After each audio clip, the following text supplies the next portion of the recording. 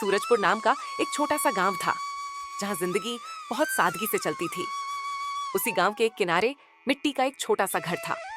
उस घर में रहते थे सावित्री, उसका पति हरिया और उनका नन्हा बेटा लड्डू।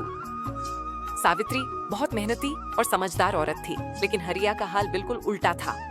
वह रोज सुबह उठता, नहाता धोता और सीधा गांव की चौपाल पर जाकर बैठ जाता। एक दिन गांव के लोग आपस में बातें कर रहे थे, तभी एक आदमी ने हिम्मत करके हरिया से पूछ लिया, अरे हरिया, तुम तो दिन भर यहीं बैठे रहते हो, ना खेत ना मजदूरी, फिर घर कैसे चलता है? हरिया मुस्कुराया और बोला, अरे भाई, मेरे पास एक जादू है। सब लोग चौंक गए। कैसा जादू? हरिया हंसते हुए बोला, मेरी बीवी सावित्री वही सब संभालती है, घर भी, बच्चा भी, कमाई भी, तभी तो मैं चैन से बैठ पाता हूँ। सावित्री रोज सुबह अंधेरे में उठकर अपना छोटा सा खिचड़ी का ठेला लगाती थी।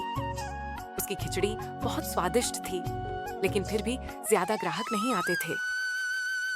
एक दिन एक ग्राहक ने पूछा, इतनी बढ़िया खिचड़ी बनाती हो, फिर भी भीड़ क्यों नहीं लगती? सावित्री ने उदास होकर कहा, शायद किस्मत साथ नहीं देती। तभी गांव का एक महाजन वहां आ गया।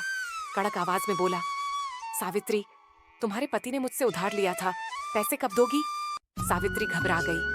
थोड़ा वक्त दीजिए, मैं लौटा दूंगी। महाजन ने धमकी दी, ज्यादा देर हुई तो ठेला उठवा लूंगा। उसी शाम जब सावित्री ठेला समेट रही थी, तभी एक फकीर वहां आकर रुका। बेटी, बहुत भूख लगी है। सावित्री ने बिना सोचे उसे खिचड़ी खिला दी। फकीर चुपचाप खाकर चला गया। घर जाते वक्त सावित्री की नजर जमीन पर पड़ी।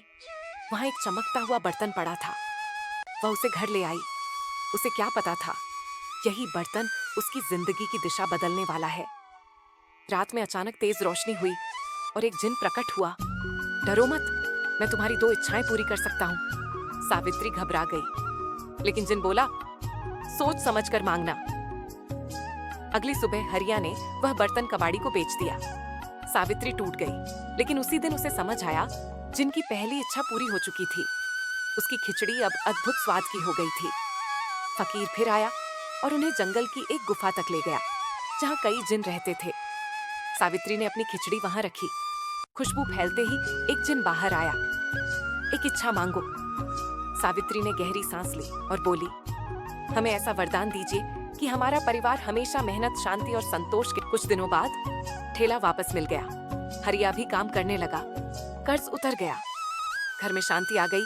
तब सावित्री समझ गई, सच्चा जादू जिन नहीं, बल्कि साथ मेहनत और संतोष होता है। और इसी के साथ ये कहानी खत्म होती है।